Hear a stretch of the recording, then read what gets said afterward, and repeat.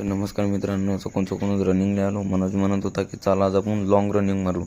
म्हटलं बरं ball long किती दूर चालतं, तर म्हणे मारू. आम्ही आलो आता एकलाराच्या पुढे. आम्ही आलो वरवटच्या मागे थोडंसं. माळेगाव बाजार तेलदारा रोड जाते, त्या रोडवर नागेश्वर कॉलेज आहे. बस अटलोक आलो. नटची आम्ही आता रनिंग खतम केली. नटून वापस चाललो रनिंग करत घरी.